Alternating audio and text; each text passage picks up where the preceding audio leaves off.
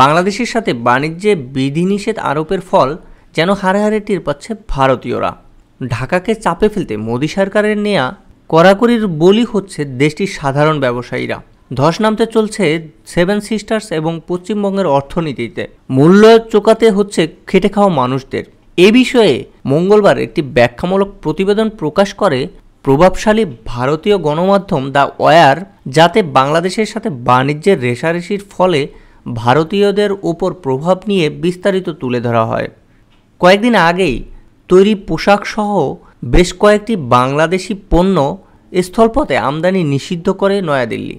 নির্দিষ্ট করে বলা হয়, উত্তর পূর্বাঞ্চলীয় 7 রাজ্য এবং পশ্চিমবঙ্গের স্থল সীমান্ত দিয়ে এসব পণ্য রপ্তানি করতে পারবে না ঢাকা, যেখান থেকে শুরু হয় মূল সংকট। সিদ্ধান্ত অনুযায়ী পশ্চিমবঙ্গের পেট্রোপোল, হিলি, মহদীপুর, চ্যাংরাবান্ধা এবং ফুলবাড়ী স্থলবন্দর দিয়ে বর্তমানে ভারতের বেশ কিছু পণ্য রপ্তানি বন্ধ, যার ফলে এক প্রকার জনমানব শূন্য বিরান প্রান্তরে পরিণত হয়েছে স্থলবন্দরগুলো। এমনটাই বলা হয়েছে দ্য ওয়ারের প্রতিবেদনে। এতে আরও উল্লেখ করা হয়, বিদ্যমান পরিস্থিতির কারণে স্থলবন্দরগুলো সকল পণ্য সরবরাহর ব্যবস্থায় অচল হয়ে পড়েছে, যার ফলে যারা দুদেশের আমদানি রপ্তানি বাণিজ্যের উপর জীবিকা নির্বাহ করত, এমন হাজার হাজার পরিবার এখন বিপর্যস্ত। উদাহরণস্বরূপ ধরা যাক পেট্রোপোল স্থলবন্দরের কথাটি, যেদিকে দক্ষিণ এশিয়ার সর্ববৃহৎ স্থলবন্দর হিসেবে বিবেচনা করা হয়। দ্য ওয়ারের সূত্র অনুসারে বাংলাদেশ ভারতের স্থলভিত্তিক বাণিজ্যের প্রায় 70% পরিচালিত হয় বন্দরটি দিয়ে। ভারতীয় গণমাধ্যমটির দাবি, আগে প্রতিদিন যেখানে গড়ে 6 থেকে 700 ট্রাক পণ্য আমদানি রপ্তানি করত, সেখানে বর্তমানে প্রতি সপ্তাহে দেখা মেলে 200-রও কম ট্রাকের। তাই এই ক্রেতার অভাবে বাধ্য হয়ে দোকান বন্ধ করতে হচ্ছে অঞ্চলটির বহু ব্যবসায়ীকে। এমনকি দিনমজুরকেও ভুগতে হচ্ছে এমন সিদ্ধান্তের জেরে। বাধ্য হয়ে পেশা পরিবর্তন করছে অনেকেই।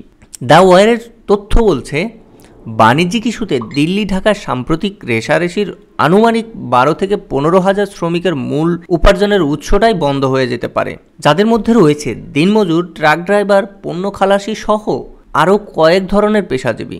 শুধু তাই নয়, কড়াকড়ির কারণে স্থল সীমান্তের পরিবর্তে অনেকটা পথ ঘুরে 8 থেকে 10 দিন অতিরিক্ত সময় নিয়ে তৈরি পোশাক রপ্তানি করা হচ্ছে ভারতে, যার ফলে রেডিমেড এসব গার্মেন্টস পণ্যের দাম এখন ভারতে আকাশচুম্বী। দ্য ওয়ার, হিন্দুস্তান টাইমস সহ একাধিক গণমাধ্যমে উঠে এসেছে তার তথ্য। গণমাধ্যমগুলোর তথ্য মতে গেল 10 মাসে প্রায় 10 থেকে 12 হাজার কোটি মূল্যের পণ্য রপ্তানি হয়েছে ভারত বাংলাদেশের স্থল সীমান্তগুলোর দিয়ে, যেখানে বেশিরভাগই তৈরি পোশাক।